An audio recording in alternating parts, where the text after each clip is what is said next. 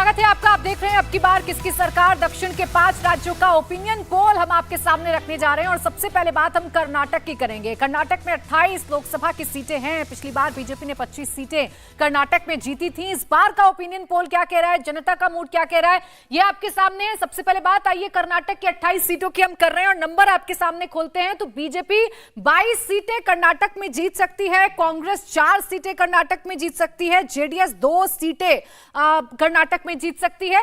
BJP और JDS का गठबंधन है, यानी आप एनडीए को अगर काउंट करेंगे तो 24 सीटें एनडीए के खाते में जा सकती हैं और कांग्रेस 4 सीटें कर्नाटक में जीत सकती है। प्रधानमंत्री नरेंद्र मोदी आज जब शिवमोगा में संबोधित कर रहे थे तो वो कुछ यही कहते हुए नजर आ रहे थे कि 400 प्लस का टारगेट पूरा करना है तो कर्नाटक में 28 सीटों पर जीत दिलानी होगी। फिलहाल 24 सीटें एनडीए जीतता हुआ नजर आ रहा है, 22 सीटें भारतीय जनता पार्टी जीत सकती है। यानी पिछली बार की तुलना में अगर आप देखेंगे तो बहुत ज्यादा नुकसान भारतीय जनता पार्टी को नहीं हो रहा है। हालांकि इस बार कर्नाटक में जो सरकार है वो कांग्रेस की सरकार है, एक स्ट्रांग सरकार है कांग्रेस की फिलहाल राज्य में। लेकिन लोकसभा चुनावों में कांग्रेस उतनी मजबूत नजर नहीं आ रही है जितनी विधानसभा चुनावों में नजर आई थी। इस बार भी बीजेपी 22 सीटें जीत सकती है, 4 सीटें कांग्रेस जीत सकती है और 2 सीटें जेडीएस के खाते में जा सकती हैं। कुल मिलाकर एनडीए की जो सीटें हैं वो 24 रह सकती हैं। खास मेहमान हमारे साथ लगातार बने हुए हैं। सुधीर जी, आपके पास पहले आ रही हूं। जो आंकड़ा हम दिखा रहे हैं, आपका आंकलन क्या कहता है, इसी के आसपास रहेगा या इसमें कुछ आप घटना बढ़ना देख सकते हैं? जब से भाजपा ने अपने 20 उम्मीदवारों की घोषणा की है उसमें से 9 ऐसे उम्मीदवार थे जिनको की बदला गया है। तो इससे एक तरह से अंदेशा था कि शायद उनका परफॉर्मेंस इतना अच्छा नहीं रहा। तो इसके चलते ये एक बात तो तय है कि भाजपा भी अपने अंदर जो जितनी भी मुश्किलें थी उसको एक तरह से सॉर्ट आउट करने की कोशिश कर रही है। जैसे सदानंद गौड़ा को बेंगलोर से सीट डिनाई की गई है, शोभा करंदलाजे जो कि कोस्टल कर्नाटका में चुनाव लड़ती हैं उनको बेंगलोर में शिफ्ट किया गया है। प्रताप सिम्हा जो कि हाई प्रोफाइल एक सांसद हैं मैसूर से, उनको डिनाई किया है। मैसूर के राजा को उनको टिकट दी गई है। तो एक तरह से काफी फेरबदल किया गया है और मुझे लगता है कि अगले 1 हफ्ते 2 हफ्तों में भाजपा को जितनी भी फायर फाइटिंग है उस पर ध्यान देना पड़ेगा। और उसके चलते लास्ट टाइम जो 25 सीटें जीती थी उनकी कोशिश ये रहेगी कि उतना ही आंकड़ा इस बार भी कर्नाटक में आए, क्योंकि दक्षिण भारत की जहां तक हम बात करें सबसे अच्छा परफॉर्मेंस उनका कर्नाटक में ही रहा है। तो अगर दक्षिण भारत के 130 सीटों में से उनको ज्यादा सीटें जीतनी है, ये जरूरी है कि उनकी कर्नाटक की टैली किसी तरह से नीचे ना आए। दूसरी एक और बात, उनकी जेडीएस के साथ जो गठबंधन है वो तालमेल कैसा बैठता है, क्या वो वोट ट्रांसफर भाजपा का जेडीएस की तरफ और मुख्य तौर से जेडीएस का भाजपा की तरफ होता है नहीं, उस पर निर्भर करेगा कि वे specially the old Mysore region जो दक्षिण कर्नाटका का रीजन है वहां पर किस तरह का प्रदर्शन करते हैं। आखिरी बात कांग्रेस सरकार के लिए, अगर कांग्रेस इस तरह का प्रदर्शन करती है, 4 सीटें ही जीती है, हालांकि पिछली बार ही सिर्फ 1 सीट जीती थी, डीके सुरेश जो कि डीके शिव कुमार के भाई हैं बैंगलोर रूरल से, सरकार के लिए जो राज्य सरकार है उनके लिए मुश्किलें जरूर बढ़ जाएंगी। तो एक तरह से कांग्रेस के लिए जरूरी है कि वे अच्छा प्रदर्शन करें, क्योंकि अगर नहीं करते हैं तो जो राज्य सरकार है उसके लिए लोकसभा चुनावों के बाद थोड़ी मुश्किलें आ सकती हैं। 10 अपने सिटिंग सांसद के टिकट कर्नाटक में काटे गए हैं। सुधीर जी, बस एक फैक्टर आप समझा दीजिए। राज्य में कांग्रेस की सरकार है और मजबूत सरकार है कांग्रेस की। कम से कम ये कहा जा सकता है कि जितने भी राज्यों में कांग्रेस शासन चला रही है वहां सबसे ज्यादा मजबूत कर्नाटक में ही नजर आती है। फिर क्यों कर्नाटक में भी रिटेन नहीं कर पा रही है कांग्रेस, या अपनी सीटें नहीं बढ़ा पा रही है और भारतीय जनता पार्टी को बहुत ज्यादा नुकसान अभी तक होता हुआ नजर नहीं आ रहा है? जब 2023 में कर्नाटक के विधानसभा के चुनाव हुए थे तब लोगों का ये मानना था, काफी क्लैरिटी थी कि ये चुनाव विधानसभा के लिए हैं और बासवराज बोम्मई की जो सरकार थी काफी अनपॉपुलर सरकार थी। जो एक तरह से पे सीएम का जो कैंपेन कांग्रेस ने चलाया था उसको काफी ट्रैक्शन मिला था। तो वो वोट खास तौर से राज्य सरकार के खिलाफ था। हालांकि प्रधानमंत्री नरेंद्र मोदी ने काफी हाई वोल्टेज कैंपेनिंग की, लेकिन वो चुनाव नरेंद्र मोदी के लिए नहीं था, वो चुनाव राज्य सरकार के लिए था। एक बड़ा डिफरेंस जो नरेंद्र मोदी करते हैं जब वो दक्षिण भारत के राज्यों में कैंपेन करते हैं, वो ये करते हैं कि वे डेवलपमेंट के मुद्दों पर काफी ध्यान देते हैं, डेवलपमेंट के मुद्दों पर काफी फोकस करते हैं, क्योंकि उनका मानना है कि यहाँ पर हिंदुत्व का एक तरह का स्लोगन की एक लिमिटेड काइंड ऑफ अपील है। तो अगर वो डेवलपमेंट और जो प्रोजेक्ट्स के बारे में बात करें तो कर्नाटक, केरल, तेलंगाना, तमिलनाडु जैसे राज्यों में उसका ज्यादा अपील रहता है। और इसके चलते ये जो वोट होगा वो केंद्र सरकार के लिए होगा कि पिछले 5 सालों में एनडीए सरकार या भाजपा सरकार ने कर्नाटक के लिए क्या किया है। बिल्कुल। और प्रधानमंत्री नरेंद्र मोदी जितनी भी रैली कर रहे हैं उसमें पहले विकास की बात करते हैं और फिर अपने विरोधियों पर भी जमकर हमलावर रहते हैं। फिलहाल तो राहुल गांधी का जो ताजा बयान है उसे प्रधानमंत्री नरेंद्र मोदी ने मुद्दा बना रखा है। और चाहे तेलंगाना हो, चाहे शिवमोगा की रैली हो, वहां पर राहुल गांधी का जिक्र जरूर किया था। आरती जी, आप भी यही देखते हैं टैली में कर्नाटक में, या आपको लगता है कि कोई बदलाव हो सकता है, भारतीय जनता पार्टी अपनी सीटें बढ़ा सकती है या कांग्रेस बढ़ा सकती है? देखिए, मुझे लगता है बीजेपी के प्रॉस्पेक्ट्स कर्नाटका में बहुत अच्छे हैं। इनफैक्ट जो पैनलिस्ट ने अभी बात की कि विधानसभा में जब इलेक्शंस हुए, वो बिल्कुल सच है कि बोम्मई सरकार बहुत अनपॉपुलर हो गई थी, क्योंकि एडमिनिस्ट्रेटिव लेवल पे बहुत डिससेटिस्फैक्शन था कि बैंगलोर सिटी तक संभाली नहीं जा रही है, मैनेजमेंट बुरा है, फ्लडिंग हो रही थी सिटी में, और जो लोकल इश्यूज है उन पे बहुत ज़्यादा ध्यान था, बहुत ज़्यादा फोकस था। और बेशक कि प्राइम मिनिस्टर मोदी ने तब भी कैंपेन किया था, लेकिन वो बोम्मई सरकार की जो फेलियर्स थे सिटी में और ओवरऑल कर्नाटका में, वो इफ़ेक्ट हमने विधानसभा इलेक्शंस में देखा। लेकिन मुझे इनफैक्ट मैंने वो कवर भी किए थे, और मुझे याद है कि उस वक्त भी लोगों ने ये कहा था कि सेंट्रल लीडरशिप रोल में वो प्राइम मिनिस्टर मोदी के अलावा किसी को नहीं देखते हैं, ऑल्टरनेटिव नहीं दिखता है उनको, राहुल गांधी उनको ऑल्टरनेटिव नहीं दिखता है। अलग अलग शहरों में मैं गई और गांव रूरल एरियाज़ में भी मैं गई, तो उस वक्त लोगों का यही मानना था कि हाँ, लोकल लेवल पे हमारे लीडर अलग हो सकते हैं, लेकिन नेशनल लेवल पे जब नेशनल इलेक्शंस होंगे, पार्लियामेंट्री इलेक्शंस होंगे, तब वो वोट में चेंज दिखेगा। और मुझे लग रहा है कि जो आपके नंबर्स हैं वो बिल्कुल सही दिख रहे हैं। राहुल गांधी क्या कहे उनके बारे में, वो जितनी भी उनकी भारत जोड़ो यात्रा थी, अभी न्याय यात्रा थी, एक लेवल तक उन्होंने उसका हमने इम्पैक्ट देखा, मुस्लिम कंसोलिडेशन में देखा हमने, मुस्लिम वोट बैंक जो है वो उनके फेवर में गया कर्नाटका में। और लेकिन क्या वो वोट बैंक जो असेंबली में हमने देखा, क्या वो नेशनल लेवल पे भी वैसे ही दिखेगा? मुझे नहीं लगता कि वैसे होने वाला है। Prime minister Modi versus Rahul Gandhi जब बात आती है तो वोटर को साफ दिखाई देता है कि वोट कहां करना है।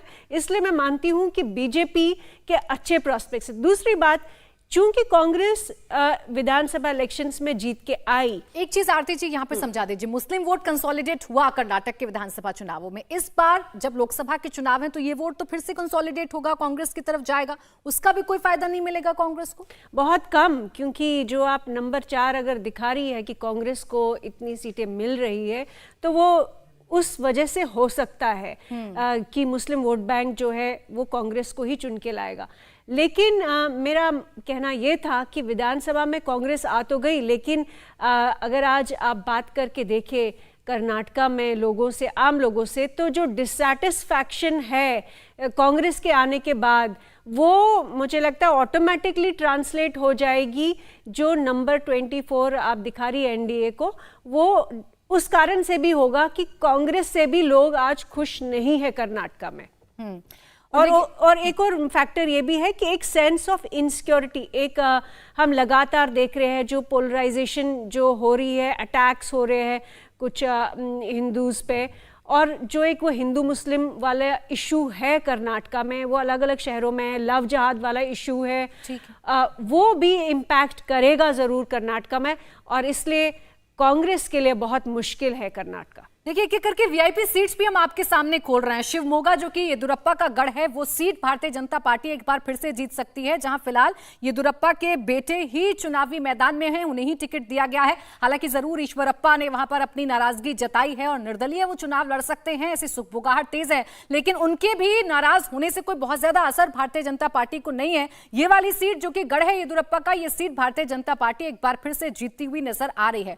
येदियुरप्पा की अगर बात करें हम विजय जी, वो कितने बड़े फैक्टर हैं? विधानसभा चुनाव में देखा था हमने कि उनको प्रोजेक्ट नहीं किया गया था, तो लिंगायत वोट का जो नुकसान है वो भारतीय जनता पार्टी को हुआ था।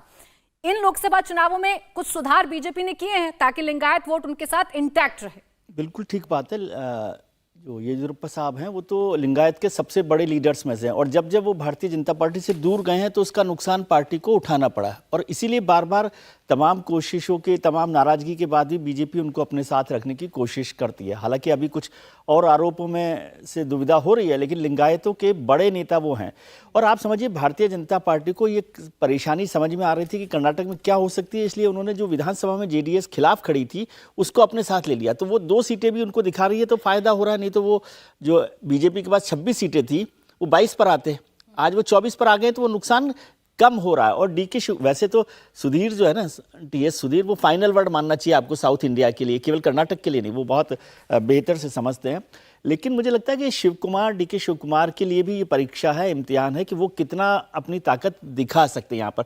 और कांग्रेस सरकार के लिए वही परेशानी हो रही है जो आरती जी कह रही थी कि उस समय बीजेपी गवर्नमेंट के लिए थी। आज वहाँ बेंगलोर और कुछ और शहरों में वाटर क्राइसिस इतना बड़ा हो गया है कि उससे भी सरकार के लिए परेशानी हो रही है और कांग्रेस को लेकर नाराजगी बनी हुई है। तो उन सबको कैसे सेटल कर रही है। और आप प्रधानमंत्री जी को देख रहे हैं कि साउथ में शायद ही भारतीय जनता पार्टी के लीडर ने कभी इतनी ताबड़तोड़ तरीके से प्रचार प्रसार का काम किया। पिछले 4 दिन से प्रधानमंत्री जी वहाँ लगे हुए हैं, तो इसका मतलब उनका फोकस है। लेकिन कुल मिलाकर मुझे लगता है कि आपने जैसे कहा कि उत्तर भारत में तो ठीक है, लेकिन दक्षिण के बिना 400 पार नहीं आ सकते। लेकिन दक्षिण में इतना स्कोप मैं नहीं देखता कि भारतीय जनता पार्टी वो 70 सीटें दक्षिण से ले आए। वो कितनी भी बढ़ जाए, लेकिन 70 सीटों का स्कोप मुझे खासतौर से दक्षिण भारत में पूरे में नहीं दिखाई देता। कर्नाटक में तो बहुत ज्यादा स्कोप बीजेपी के पास वैसे भी नहीं है, वहां तो उसमें बचा ही नहीं है, जगह नहीं है।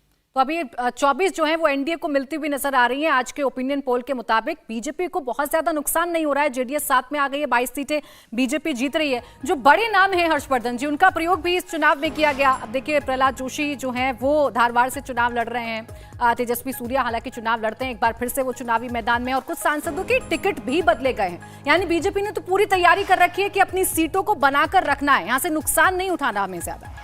नहीं, देखिए भारतीय जनता पार्टी कर्नाटक में क्या कर रही है और उसका क्या परिणाम होगा, इसको सिर्फ इसी से समझिए। आप जिस शिमोगा सीट की बात कर रहे हैं वहीं प्रधानमंत्री नरेंद्र मोदी हैं। येदियुरप्पा को फिर से कमांड दे दी गई, जिसको लेकर भारतीय जनता पार्टी में एक ऊहापोह की स्थिति थी। बीच में ये भी कोशिश हुई कि उनको रिप्लेस किया जा सकता है क्या, वो कोशिश करके असफलता हाथ आई। और बासवराज बोम्मई ने कोई बहुत खराब काम किया हो ये नहीं था, लेकिन वो जिसको कहते हैं ना कि निष्क्रिय मुख्यमंत्री नंबर 1, कार्यकर्ताओं से कटा हुआ मुख्यमंत्री नंबर 2, किसी भी आरोप का जवाब समय से न देने की क्षमता नंबर 3, ये 3 ऐसे बड़े कारक थे जिसने विधानसभा चुनाव में भारतीय जनता पार्टी की संभावनाओं को धूमिल कर दिया। जब एकदम वो नीचे चले गए और येदियुरप्पा ने एक तरह से निष्क्रियता में थोड़ा सा और उसको बढ़ा दिया तो उनके लिए संकट हो गया। तब प्रधानमंत्री नरेंद्र मोदी जाके जितनी मेहनत कर रहे थे उसका अपेक्षित परिणाम नहीं निकला। अभी क्या है, पूरी तरह से येदियुरप्पा के बेटे कमांड में हैं। शिमोगा में आप रैली देख रहे हैं, इसका मतलब कि प्रधानमंत्री को जो मैसेजिंग करनी है वो बहुत क्लियर है।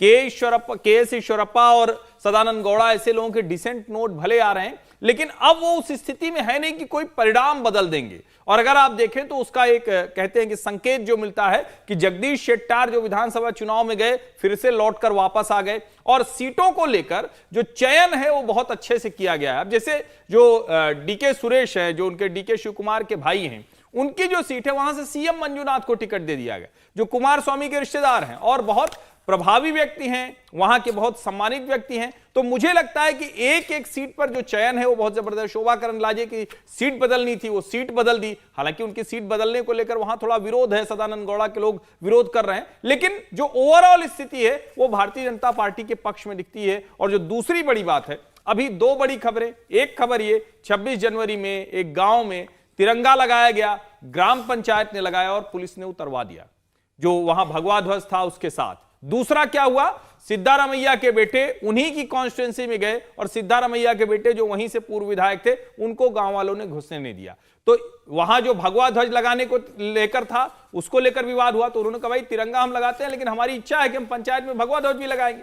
अब वहां की 12 पंचायतें उस सरकार का विरोध कर रही है। ये दोनों घटनाएं जिसको कहते हैं कि संकेत देती हैं कि जो सरकार बनी और जो सरकार अब लोकसभा चुनाव में जा रही है उसके लिए किस तरह की स्थितियां हैं। विधानसभा में तो जो पे सीएम का जो कैंपेन चलाया कांग्रेस ने, उसका जवाब वो है बसवराज बोम्मई सरकार ठीक से नहीं दे पाई, तो उससे भी एक बड़ा माहौल बना था।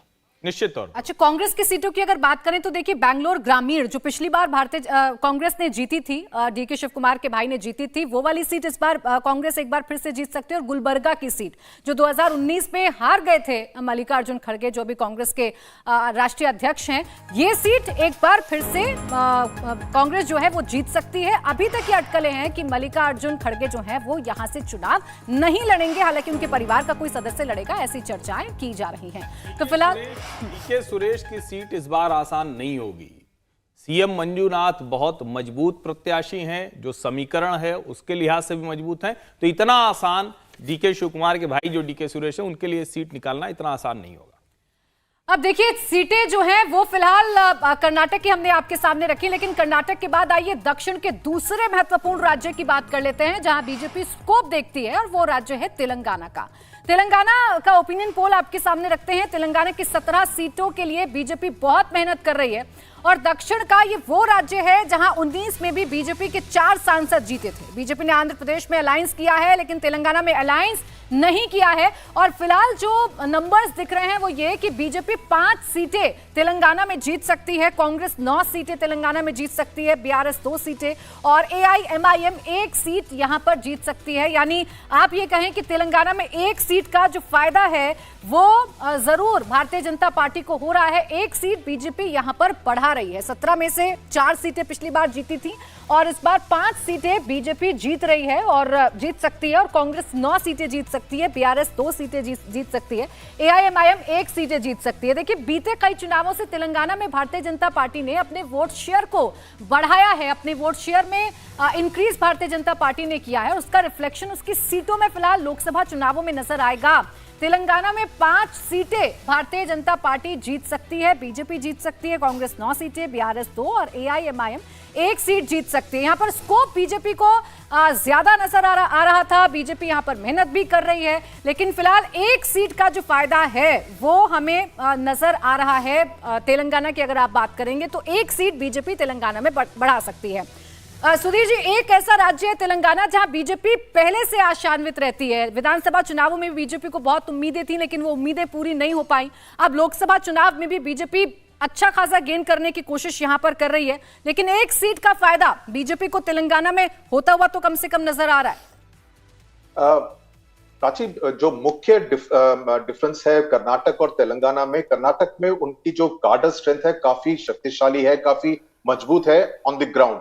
तेलंगाना में वैसा नहीं है। इनफैक्ट जितने भी इस बार जो उम्मीदवार भाजपा ने खड़े किए हैं उसमें से कई सारे उम्मीदवार ऐसे हैं जो कि बीआरएस से इंपोर्ट किए गए हैं। जहीराबाद में जो उम्मीदवार हैं बीबी पाटिल, या नागर कर्नूल में जो पी रामलू सांसद थे उनके बेटे भरत को टिकट दी गई है। तो ऐसे कई सारे जो उम्मीदवार हैं, ईटेला राजेंद्र जो कि 2 साल पहले वहां से बीआरएस से भाजपा में आए थे, तो काफी सारे ऐसे उम्मीदवार हैं जिनको की इंपोर्ट किया गया है बीआरएस से, वहां से वो शामिल हुए हैं। तो जो लोकल जो स्ट्रेंथ है भाजपा की वो कर्नाटक के मुकाबले तेलंगाना में कमजोर है। So it is a work in progress, उसमें थोड़ा समय लगेगा। पिछली बार 4 सीटें जो भाजपा ने जीती थी उससे वे खुद भी काफी सरप्राइज हो गए थे, क्योंकि उससे पहले जो 2018 के विधानसभा चुनाव हुए थे उसमें उन्होंने सिर्फ 1 विधानसभा क्षेत्र में ही जीत पाई थी। तो उससे 4 सीटों को जीतना उनके लिए काफी बड़ी बात थी, और ये बेसिकली नरेंद्र मोदी के फैक्टर पर हुआ था। नरेंद्र मोदी के लिए वोट था, उन 4 उम्मीदवारों के लिए वोट नहीं था। इस बार वो चाहेंगे कि तेलंगाना में वे बेहतर प्रदर्शन करें। यही कारण है कि नरेंद्र मोदी यहां पर काफी प्रदर्शन कर रहे हैं। हैदराबाद में उन्होंने एक रोड शो किया। जिस तरह का उम्मीदवार उन्होंने असदुद्दीन ओवैसी के खिलाफ हैदराबाद में खड़ा किया है, माधवी लता जो कि लोकल हैं, महिला हैं, काफी आर्टिकुलेट हैं और काफी सोशल वर्क किया है, तो एक तरह से इवन अगेंस्ट असदुद्दीन ओवैसी, एक जो कि एक एमआईएम का गढ़ माना जाता है हैदराबाद, वहां पर भी वे एक अच्छी लड़ाई लड़ने के लिए तैयार है भाजपा। तो तेलंगाना कर्नाटक के बाद भाजपा के लिए सबसे फर्टाइल ग्राउंड रहेगा, क्योंकि मेन कारण यह है कि बीआरएस का वोट पूरी तरह से श्रिंक हो गया है, और ये बीआरएस का वोट बटेगा कांग्रेस और भाजपा के बीच में। और खास तौर से जो अर्बन पॉकेट्स हैं वहां पर भाजपा कोशिश करेगी कि वे बीआरएस का वोट ज्यादा से ज्यादा ले जाए, जिससे कि उनकी जो लोकसभा सीट्स की टैली में उसमें इजाफा हो। तो यही कोशिश रहेगी। बीआरएस को आपने 2 सीटें दिखाई हैं, लेकिन आज के चलते बीआरएस की स्थिति इतनी खराब है कि उनके कई सारे सांसद चुनाव लड़ने के लिए तैयार ही नहीं है। चेवेल्ला से उनके जो सांसद थे रंजीत रेड्डी, वो छोड़ के कांग्रेस में शामिल हो गए। वारंगल से उनके सांसद छोड़ के कांग्रेस में शामिल हो गए, पेद्दपल्ली से कांग्रेस में शामिल हो गए, 2 सांसदों ने छोड़कर भाजपा में शामिल हो गए। तो एक तरह से 5 सांसद जो सिटिंग एमपीज है वे चुनाव नहीं लड़ना चाहते थे बीआरएस के सिंबल पे, और वो भाजपा या कांग्रेस में शामिल हो गए। तो इससे आप अंदाजा लगा सकते हैं कि किस तरह का माहौल है बीआरएस के कैंप में। सो बीआरएस का वोट शेयर घटेगा और ये डिवाइड हो जाएगा कांग्रेस और भाजपा के बीच। बिल्कुल, देखिए एक कमेंट आप दे दीजिए, फिर उसके बाद एक वीआईपी सीट पर हम चर्चा करेंगे। बिल्कुल ठीक बात है सुधीर जो बात कर रहे हैं। मुझे लगता है तेलंगाना का election BJP versus Revanth Reddy Congress के बीच में हो रहा है, और रेवंत रेड्डी ने बहुत ताकत बनाई है, इसलिए आपको कांग्रेस का वहां पर इजाफा दिख रहा है। और बीआरएस को पिछली बार विधानसभा में भी शायद सुधीर करेक्ट कर सकते कि नुकसान इसलिए भी हुआ कि वहां पर एक मैसेज गया कि बीआरएस प्लस बीजेपी एक साथ साथ चल रहे हैं, उसका नुकसान वहां पे बीआरएस को उठाना पड़ा। और अब बीआरएस बहुत ही खराब हालत में, तो उसका काफ़ी वोट मुझे लगता है 60-40 का रेशियो होगा कि वहां पर भारतीय जनता पार्टी के साथ आ जाए, और उसकी वजह से ये आपको दिखाई दे रहा है। और तेलंगाना बीजेपी का काडर नहीं है, लेकिन प्रधानमंत्री का वोट वहां पर है जिसको लेकर वो निकाल सकते सीट। और प्रधानमंत्री नरेंद्र लेकिन मोदी रेवंत रेड्डी को आप इग्नोर नहीं कर सकते, ये याद रखिएगा। और देखिए सीटों में रिफ्लेक्शन दिख भी रहा है, रेवंत रेड्डी को हम इग्नोर नहीं कर रहे हैं, इसलिए 9 सीटें तेलंगाना में कांग्रेस जीतती हुई दिख रही है, या जीत सकती है 9 सीटें, और 5 सीटें भारतीय जनता पार्टी जीत सकती है। बीआरएस का जो वोट बैंक है वो जरूर छिटक रहा है। आइए एक एक करके आपको वीआईपी जो सीटें हैं तेलंगाना की वो दिखा देते हैं। सबसे पहले बात करीमनगर की कर लेते हैं। ये तेलंगाना की हाई प्रोफाइल सीट है और यहां से बंडी संजय चुनाव लड़ते हैं। बंडी संजय ने तेलंगाना में बीजेपी को स्थापित करने में बड़ी भूमिका निभाई है। तेलंगाना प्रदेश बीजेपी के पूर्व अध्यक्ष बंडी संजय ने 2019 के चुनाव में टीआरएस कैंडिडेट को 90,000 से ज्यादा वोटों से हराया था।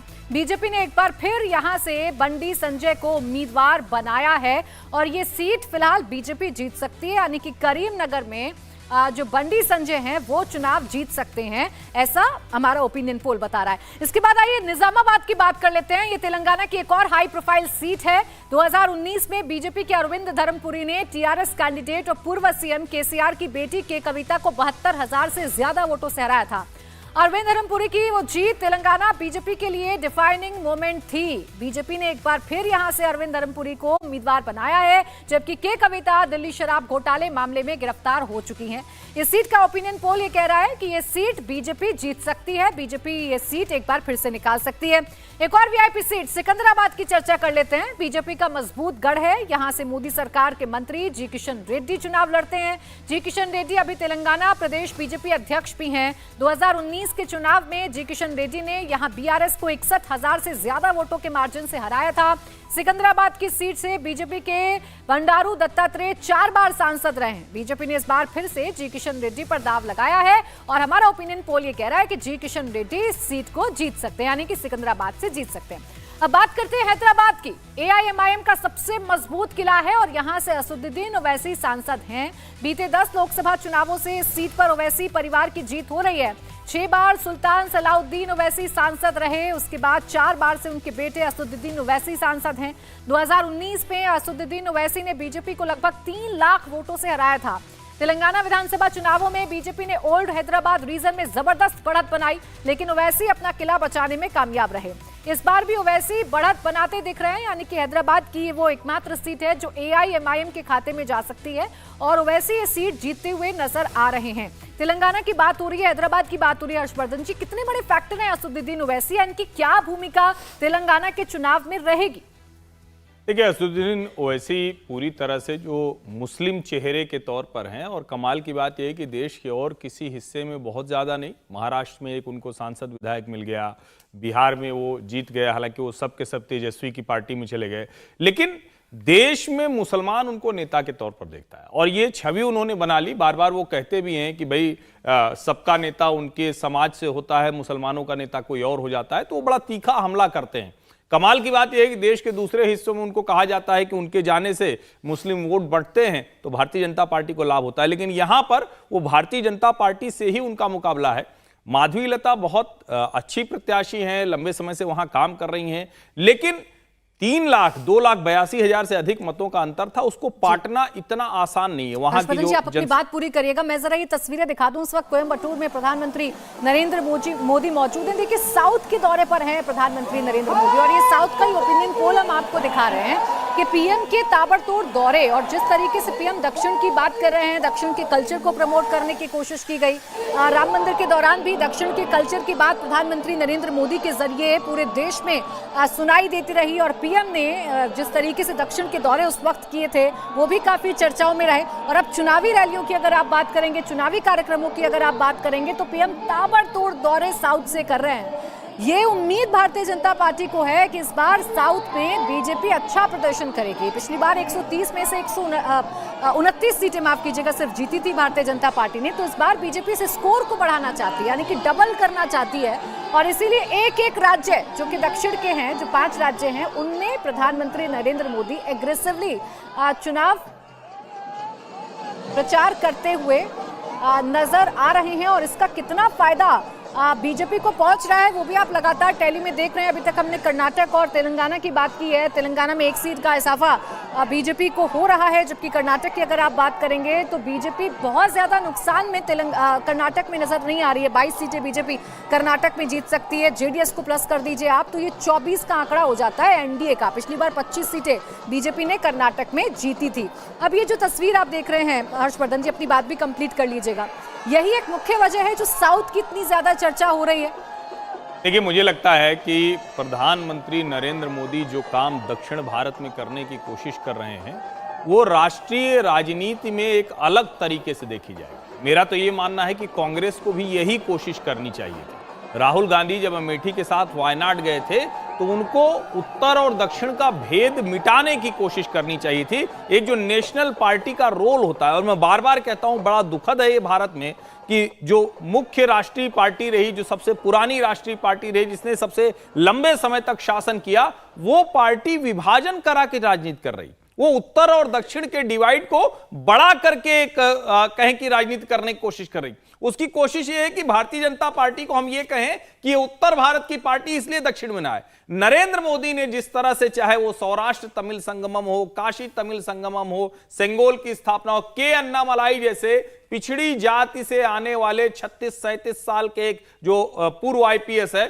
उस नौजवान को उतार देना हो, राजनीति को देखने का नजरिया बदल दिया। और जो सबसे बड़ी बात, जिसको लोग कहते थे कि नहीं नहीं दिल्ली तो बड़ी दूर दिखती है, और मैं बार बार कहता हूं, फिर से दोहरा रहा हूं कि लंबे समय के बाद दक्षिण दिल्ली की तरफ देख रहा है। कितनी सीटें आएंगी मुझे नहीं पता है, लेकिन ये जो लगातार उनकी रैलियां होती है, रोड शो होते हैं, वो बता रहे हैं कि प्रधानमंत्री को वहां से कुछ तो रिस्पॉन्स बेहतर मिल रहा है।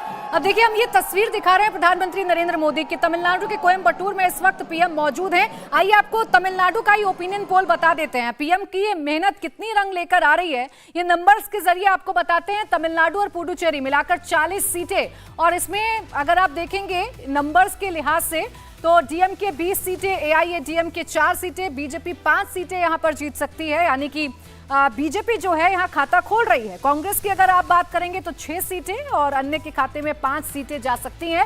तो तमिलनाडु में जो मेहनत प्रधानमंत्री नरेंद्र मोदी ने की और जो अन्नामलाई का बार बार जिक्र होता है, जिस तरीके से एग्रेसिवली पॉलिटिक्स करते हुए अन्नामलाई नजर आते हैं, उसका असर ग्राउंड पर होता हुआ नजर आ रहा है। पीएम तो लगातार दौरे कर ही रहे हैं। इस वक्त भी वो कोयम्बटूर में मौजूद हैं, रोड शो कर रहे हैं। भारी भीड़ जो है उनके रोड शो में उमड़ी हुई है और रिफ्लेक्शन आपको नंबर्स में नजर आएगा। बीजेपी 5 सीटें तमिलनाडु में जीत सकती है, डीएमके 20, एआईएडीएमके 4, कांग्रेस 6 सीटें और अन्य के खाते में 5 सीटें जा सकती हैं। और इस वक्त प्रधानमंत्री नरेंद्र मोदी देखिए तेलंगाना में सुबह थे, उसके बाद कर्नाटक के शिवमोगा में एक रैली को संबोधित की और अब पीएम तमिलनाडु के कोयम्बटूर पहुंच चुके हैं और यहां पर भी एक रोड शो इस वक्त प्रधानमंत्री नरेंद्र मोदी कर रहे हैं। जो भीड़ है उनके रोड शो में वो भी आप देख सकते हैं। यानी पीएम का पूरा फोकस ये है कि 130 सीटें हैं अगर दक्षिण के 5 राज्यों में, तो इन 130 सीटों में बीजेपी अपना जो स्कोर कार्ड है वो बढ़ाए, 29 को डबल कम से कम बीजेपी कर ले।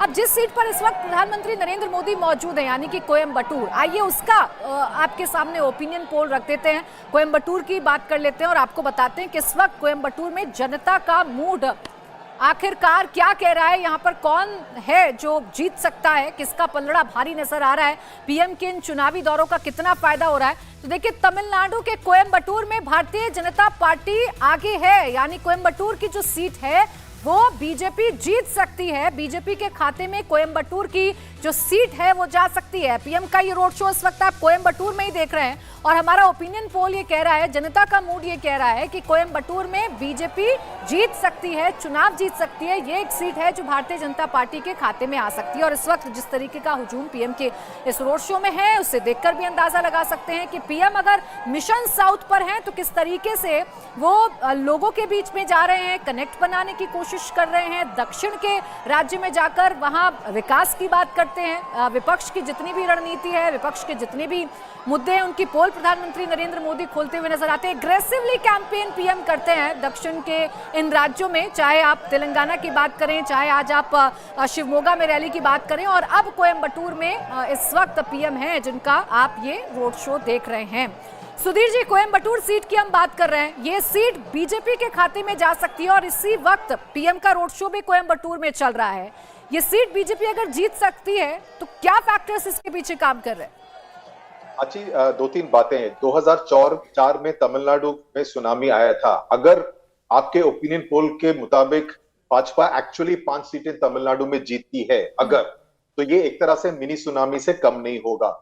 I would reserve comment on this because इसके कुछ कारण है। आपने पहले कोयम्बटूर की बात की। कोयम्बटूर में हमेशा भाजपा थोड़ा सा मजबूत रहा है। उसके वहां से विधायक भी हैं वानती श्रीनिवासन कोयम्बटूर से, क्योंकि एक तरह से कोयम्बटूर एक कम्युनली सेंसिटिव एरिया रहा है। 1990 के दशक में वहां पे बॉम्ब ब्लास्ट भी हुए थे जब भाजपा के नेता एलके अडवाणी वहां पर जाने वाले थे। तो एक तरह से तब से भाजपा का थोड़ा सा वहां पर बल है, राजनीतिक बल है, जहां तक कोयम्बटूर और वेस्टर्न पार्ट ऑफ तमिलनाडु का सवाल है। लेकिन जब पूरे तमिलनाडु की बात करें, अगर कर्नाटक, तेलंगाना और तमिलनाडु में जो कार्डर स्ट्रेंथ की तुलना करें तो कर्नाटक नंबर 1 पे रहेगा, तेलंगाना नंबर 2 पे रहेगा, तो तमिलनाडु नंबर 3 पे रहेगा। उसके मुकाबले थोड़ी कम बल है जहां तक कार्डर स्ट्रेंथ है भाजपा का तमिलनाडु में। तो इसके चलते 5 सीटों को जीतना थोड़ा मुश्किल नजर आता है। लेकिन इसमें 2 बातें हैं जो कि भाजपा के फेवर में जाती हैं। एक तरह से जो नैरेटिव बन रहा है कि एनडीए वापस सरकार में आ रही है, वापस 400 सीटों को पार कर जाएगी, तो इसके चलते जो नैरेटिव बन रहा है कि क्या इट वुड मेक सेंस कि हम एक विपक्ष के सांसद को चुने, एक डीएमके या कांग्रेस को या किसी भी जो विपक्षी दल हैं इंडिया गठबंधन में, उनके सांसद को चुने, या एनडीए के किसी सांसद उम्मीदवार को चुने जिससे कि वे शायद सरकार में मंत्री बन जाए, जैसे एल मुरुगन सरकार में मंत्री बने हैं, तो उससे शायद हमारे संसदीय क्षेत्र को ज्यादा फायदा होगा।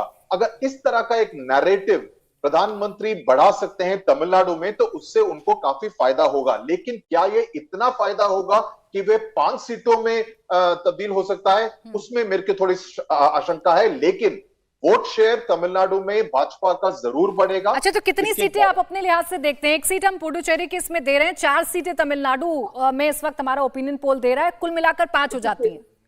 पुदुचेरी में भाजपा और कांग्रेस का सीधा मुकाबला रहेगा। तो पुदुचेरी में भाजपा, क्योंकि वहां की सरकार के साथ उनका गठबंधन भी है, और वहां पर तमिलिसै सौंदरराजन जिन्होंने आज सुबह ही राज्यपाल के तौर पर तेलंगाना से इस्तीफा दिया है, उनकी बातें कही जा रही हैं कि शायद उनको पुदुचेरी से खड़ा किया जाए। सो पुदुचेरी में भाजपा डेफिनेटली जीत सकती है।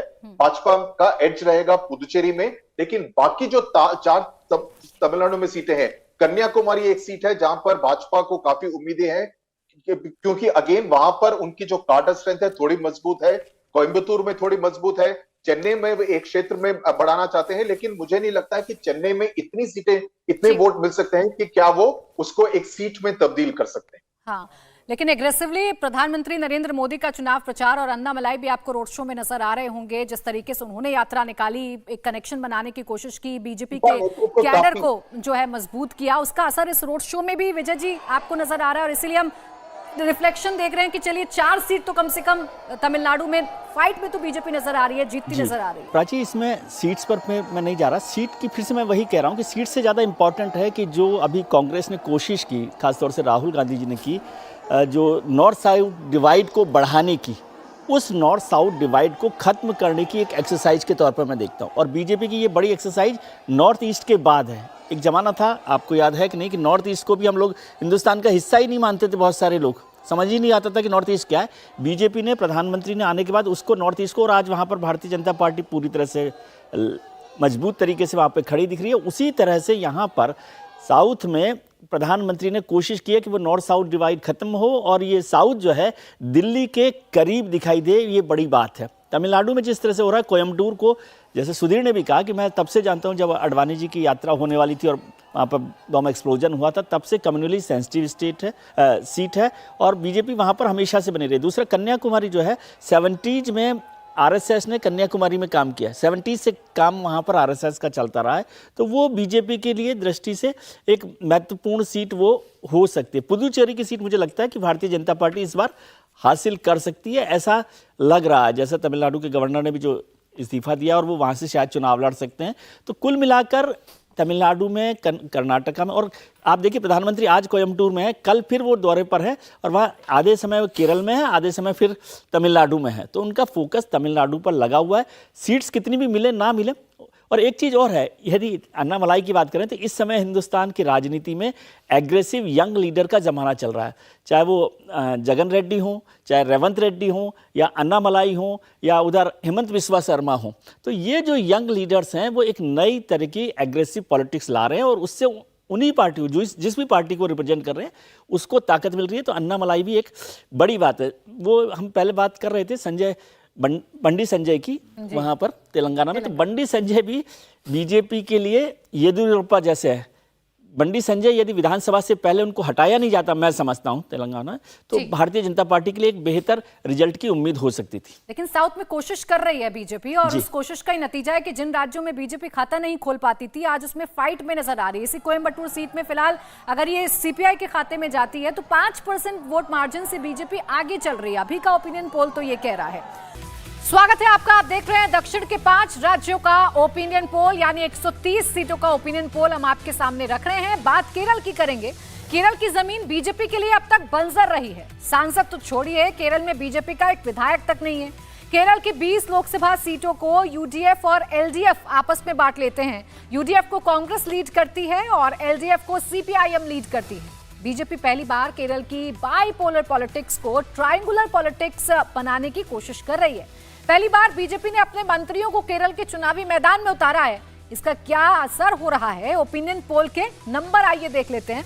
20 सीटें हैं केरल में और इस बार का ओपिनियन पोल ये कह रहा है कि इन 20 सीटों का जो बंटवारा है वो कुछ इस तरीके से हो सकता है कि बीजेपी केरल में खाता खोल सकती है।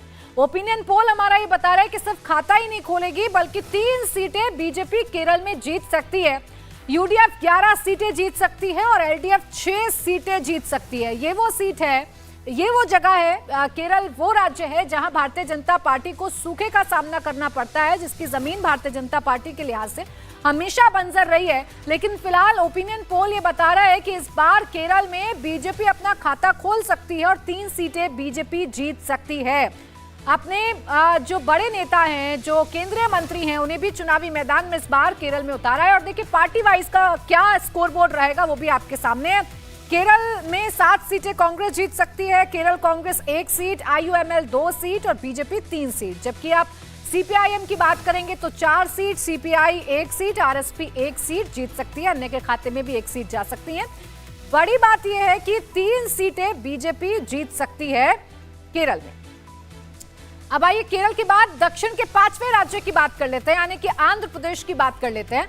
आंध्र प्रदेश में 25 सीटें हैं, बीजेपी यहां 0 है। 2019 के लोकसभा चुनाव में बीजेपी को 1% से भी कम वोट मिले थे, लेकिन कल ही बीजेपी ने आंध्र में जो अलायंस तय किया है उसके बाद हालात अचानक बदल गए हैं।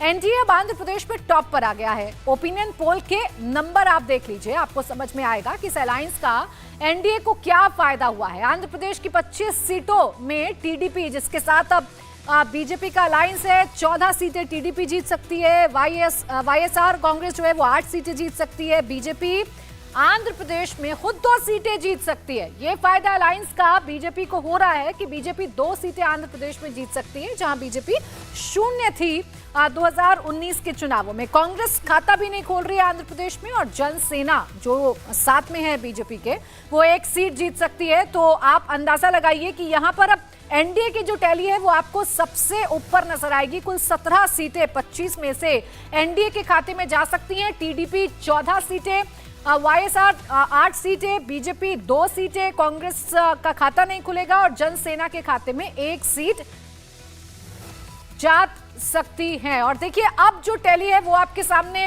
फुल फाइनल आ चुकी है 130 सीटों की। 2019 के चुनावों में बीजेपी ने 29 सीटें जीती थी 130 सीटों में से, और अभी जो ओपिनियन पोल है उसके मुताबिक 55 सीटें यहां पर एनडीए जीत सकता है। यानी एक अच्छा खासा फायदा बीजेपी को यहां से हो रहा है। इस बार बीजेपी को दक्षिण के राज्यों से उम्मीद थी। 55 सीटें एनडीए जीत सकता है, 60 सीटें इंडिया गठबंधन और अन्य के खाते में 15 सीटें जा सकती हैं। हर्षवर्धन जी, आप ही को इसी आंकड़े, ये जो आंकड़ा 55 का हम दिखा रहे हैं, क्या ये आंकड़ा मुफीद है? क्या ये आंकड़ा बीजेपी हासिल कर सकती है आने वाले चुनावों में? देखिए, मुझे लगता है कि अगर ये दो राज्य जो हैं, केरल और आंध्र प्रदेश में गठजोड़ हो गया, हालांकि मैं मानता हूं कि बहुत देर से गठजोड़ हुआ, कौन सी रणनीति बना रहे थे, क्या इतना समय लग रहा था, जो चंद्रबाबू नायडू और पवन कल्याण के साथ लगभग ऑब्वियस दिख रहा था कि इसके अलावा कोई और रास्ता नहीं। भारतीय जनता पार्टी तो वहां बहुत ही, मतलब जिसको कहें कि नॉमिनल सी पार्टी रह गई, कोई उसकी हैसियत आंध्र प्रदेश में नहीं। केरल में वो लगातार लड़ती रही, ज्यादा अच्छे से लड़ती रही। केरल में विधानसभा चुनाव में उसने प्रत्याशी बहुत शानदार उतारे। ठीक है कि वहां की ऐसी संरचना है कि उसमें जीतने की बहुत स्थिति नहीं बनती, लेकिन अगर जो ये सर्वे कह रहा है 3 और 2 सीटें अगर ये भारतीय जनता पार्टी की आती हुई दिख रही हैं, तो निश्चित तौर पर इससे बेहतर आंकड़ा एनडीए का हो सकता है। लेकिन सबसे बड़ी बात है कि क्या केरल में 3 सीटें भारतीय जनता पार्टी जीतने की स्थिति में है? इस पर मुझे अभी भी संदेह दिखता है, क्योंकि वहां का एक समीकरण है, प्रत्याशी नए उतारे हैं, कोशिश की है, और जो तिरुवनंतपुरम की सीट है, पत्तनमतिट्टा की सीट है, मतलब 2-3 सीटें हैं जिस पर आप कुल मिला के कह सकते हैं कि भारतीय जनता पार्टी यहां अच्छा करेगी। एक जो कहा जा रहा है कि जो क्रिश्चियन वोट्स हैं वो भारतीय जनता पार्टी के साथ आ सकते हैं, जो नए कॉम्बो में बना हुआ, उसकी वजह से कुछ उसको जीत मिल सकती है। आंध्र प्रदेश में लड़ाई में बहुत देरी की है। क्या नरेंद्र मोदी उस तरह से जगन मोहन रेड्डी की सरकार पर हमलावर हो पाएंगे जो अभी तक नहीं हुए हैं? तो उसका भी परिणाम देखने को मिलेगा। और मुझे लगता है कि मोटा मोटा भारतीय जनता पार्टी का जो प्रदर्शन है पहले के 3 राज्यों में, मुझे भी लगता है ऐसा ही होगा, लेकिन बाद के जो 2 राज्य हैं, केरल और आंध्र प्रदेश, मुझे लगता है कि कठिन डगर है, बहुत मुश्किल है। केरल और आंध्र प्रदेश की बात कर रहे हैं, ये वो राज्य है जहां बीजेपी खाता नहीं खोल पाती, और इन राज्यों में हमारा ओपिनियन पोल ये दिखा रहा है कि केरल में बीजेपी 3 सीटें जीत सकती है और आंध्र प्रदेश में बीजेपी 2 सीटें जीत सकती है। अब सुधीर जी, 55 का ओवरऑल आंकड़ा हम 130 सीटों में से दिखा रहे हैं, जिसमें केरल और आंध्र प्रदेश की भी भूमिका है। केरल में क्या आपको लगता है कि 3 सीटें बीजेपी जीत सकती है? ये आंकड़ा रह सकता है बीजेपी का, बढ़ा सकती है या नहीं रहेगा इतना भी? नहीं, 3 तो कुछ थोड़ा सा एग्जैजरेटेड हो जाता है, क्योंकि अगर आप भाजपा के नेताओं से केरल में बात करें तो 3 सीटें हैं जहां पर वो एक तरह से कॉन्टेस्ट में है। तिरुवनंतपुरम, जहां पर उन्होंने राजीव चंद्रशेखर को खड़ा किया है शशि थरूर के खिलाफ, पतनमतिट्टा जहां पर अनिल एंटनी, जो कि ए.के. एंटनी के बेटे हैं, जो भाजपा में शामिल हुए, वहां पर उन्होंने उनको खड़ा किया है, और तीसरा त्रिशूर, जो कि केरल का कल्चरल कैपिटल है, वहां पर एक्टर सुरेश गोपी को खड़ा किया है। इन तीनों जगह पर उनका वो अच्छा मुकाबला कर पाएंगे। लेकिन अगर आप त्रिशूर की बात करें, वहां पर उनका मुकाबला, सुरेश गोपी का मुकाबला पूर्व मुख्यमंत्री करुणाकरण के बेटे मुरलीधरन के साथ है। तो एक तरह से कड़ा मुकाबला रहेगा। भाजपा एक तरह से एटलीस्ट इन 3 सीटों पे अपनी एक तरह की प्रेजेंस को रजिस्टर जरूर कर पाएगा, लेकिन क्या वो 3 सीटें जीत सकता है, इसके बारे में मुझे काफी संदेह है। तिरुवनंतपुरम में काफी कड़ा मुकाबला हुआ, क्योंकि शशि थरूर के खिलाफ राजीव चंद्रशेखर, जो कि खुद एक काफी आर्टिकुलेट नेता है, जो बड़ा फैक्टर होगा, जो वही फैक्टर होगा जो मैंने तमिलनाडु के कॉन्टेक्स्ट में कहा कि शशि थरूर अगर वो चुनकर आते भी हैं, जैसे पिछले 3 बारी में चुनकर आए, पिछली बारी उनका जो विनिंग मार्जिन था तकरीबन 1 लाख वोट्स का था, लेकिन 2014 में सिर्फ 15,000 का विनिंग मार्जिन था। तो एक तरह से शशि थरूर अगर चुनकर आते भी हैं, तो क्या वो मंत्री बन सकते हैं? क्या वो तिरुवनंतपुरम के लिए कुछ कर सकते हैं? राजीव चंद्रशेखर, हालांकि वो तिरुवनंतपुरम सिटी के लिए पर से एक तरह से आउटसाइडर माने जाएंगे, क्योंकि उन्होंने वहां पर काम नहीं किया, वो बेंगलोर में रहते हैं, लेकिन राजीव चंद्रशेखर केंद्र में मंत्री रहे हैं, मंत्रिमंडल में है, तो एक तरह से वो ये ऑफर कर सकते हैं कि अगर मुझे सांसद चुनाया जाता है तो मैं तिरुवनंतपुरम के लिए कुछ ज्यादा। एक और ऐसी सीट है अटिंगल सीट, यहां से बीजेपी ने केंद्रीय विदेश राज्य मंत्री वी मुरलीधरन को मैदान में उतारा है, और हमारा ओपिनियन पोल दिखा रहा है कि ये सीट बीजेपी जीत सकती है। तो यहां पर भी ये फैक्टर काम करेगा क्या? Again everything boils down to the Modi factor. ये बेसिक सांसद, बिकॉज इस बारी जो रणनीति अपनाई कि जितने भी उनके मंत्री हैं, हाई प्रोफाइल मंत्री हैं, उनको लोकसभा चुनाव में लड़ाया जाए ताकि वो ज्यादा कांटेक्ट में आ सके मासेस के साथ। लेकिन वी मुरलीधरन हो या सुरेश गोपी हो, I don't think in the politics of Kerala, जिस तरह की राजनीति केरला में होती है, उसमें उनकी इतनी शक्ति है कि वे एक लोकसभा चुनाव को अपने बलबूते पर जीत सकते हैं, क्योंकि विधानसभा में ही भाजपा का कोई भी बल नहीं है, कोई भी विधायक नहीं है। तो इसके चलते जो ग्राउंड की स्थिति है, लेकिन इसका एक बड़ा आयरनी यह है कि सबसे ज्यादा आरएसएस की शाखाएं केरल में है। तो कितना एक तरह से कंट्रीब्यूशन आरएसएस शाखाओं का रह सकता है कि वे भाजपा को सपोर्ट करें ताकि भाजपा का वोट शेयर बढ़ सके।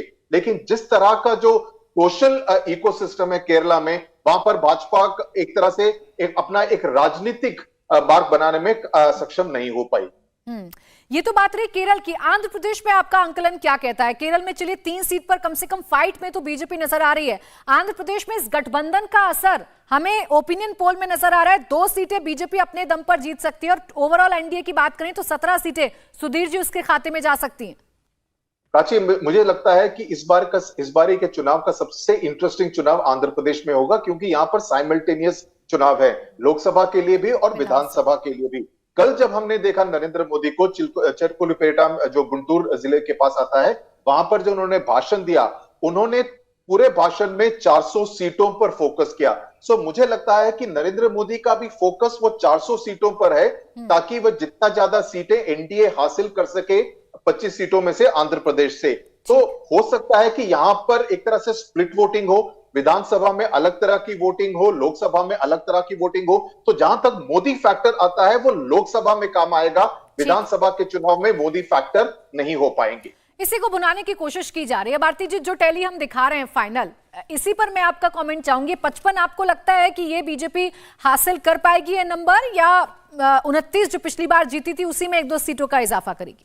प्राची, मुझे लगता है भारत के इतिहास में ये बहुत ही प्रमुख चुनौती भी है और प्रमुख इलेक्शन भी होगा with respect to south India, क्योंकि जो बीजेपी ने, प्राइम मिनिस्टर मोदी ने इस वक्त इस टाइम पे करके दिखाया है और करने की कोशिश की है पिछले 10 साल में, मुझे नहीं लगता है कि किसी भी प्रधानमंत्री ने या किसी भी पॉलिटिकल पार्टी ने इतना बड़ा चैलेंज एक्सेप्ट किया हो कि जो एक आर्टिफिशियल डिवाइड था नॉर्थ और साउथ के बीच में, जो बनाया गया था अंग्रेज़ों के टाइम से और जो कांग्रेस ने कंटिन्यू किया, वो उस जो डिवाइड को ब्रिज करने की का जो अटेम्प्ट है, जो चुनौती स्वीकार की है प्राइम मिनिस्टर मोदी ने, वो सबसे बड़ा मुझे लगता है कि इनको 55 सीटें मिले या नहीं, 60 सीटें मिले या नहीं, लेकिन नेशनल इंटरेस्ट के अगर आप उस पर्सपेक्टिव से देखें तो मुझे लगता है प्राइम मिनिस्टर मोदी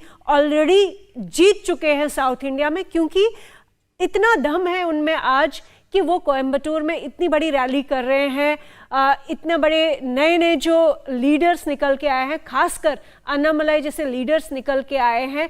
इनफैक्ट अगर आप देखें आरएसएस या बीजेपी के जो इंटेलेक्चुअल्स भी है वो साउथ इंडिया से ही है, तो डिवाइड कहीं था नहीं या कभी था नहीं। लेकिन जो नंबर्स आप दिखा रहे हैं, मुझे लगता है उनका पोटेंशियल बहुत ज़्यादा है इस बार। ये 55 जो आपने आंकड़ा दिखाया है साउथ इंडिया से, ये पॉसिबल बहुत ज़्यादा है, क्योंकि अगर आप केरला की बात करें या आप आंध्रा की बात करें, तमिलनाडु की बात करें, तेलंगाना, ये जितनी भी स्टेट्स हैं वहाँ पे प्राइम मिनिस्टर मोदी एक तो पर्सनली जितना इंटरेस्ट दिखाया है, और इनफैक्ट पहले भी विजय जी कह रहे थे कि जब नॉर्थ ईस्ट को प्राइम मिनिस्टर ने उठाया था और जिस तरह का फोकस नॉर्थ ईस्ट में दिया, डेवलपमेंट को लेके, फंडिंग करके, यहाँ पर्सनल विजिट्स करके, उसी तरह का इंटरेस्ट जो प्राइम मिनिस्टर दिखा रहे हैं साउथ इंडिया में, मुझे लगता है कि ये पॉसिबल है ये नंबर अचीव करना। और सबसे दूसरी बड़ी बात कि जितने बड़े लीडर साउथ के हैं, लोकल लेवल पे है, असेंबली लेवल पे है, उतने ही बड़े लीडर्स इस कंटेस्ट में लाए जा रहे हैं। बड़े चेहरों को उतारा गया इस बार। बीजेपी की पूरी ये कोशिश है कि दक्षिण भारत में अपने स्कोर बोर्ड को बढ़ाया जाए, अपने स्कोर को 29 से आगे बढ़ाया जाए। 55 का अभी हमारा ये स्कोर बोर्ड बता रहा है, 130 सीटों में से 55 सीटें भारतीय जनता पार्टी यानी कि एनडीए जो है वो जीत सकता है, जिसमें केरल और आंध्र प्रदेश भी शामिल हैं, जहां बीजेपी अपना खाता खोलती हुई नजर आ रही है। बहुत शुक्रिया आपका हर्षवर्धन जी, सुधीर जी और आरती जी हमारे साथ जुड़ने के लिए।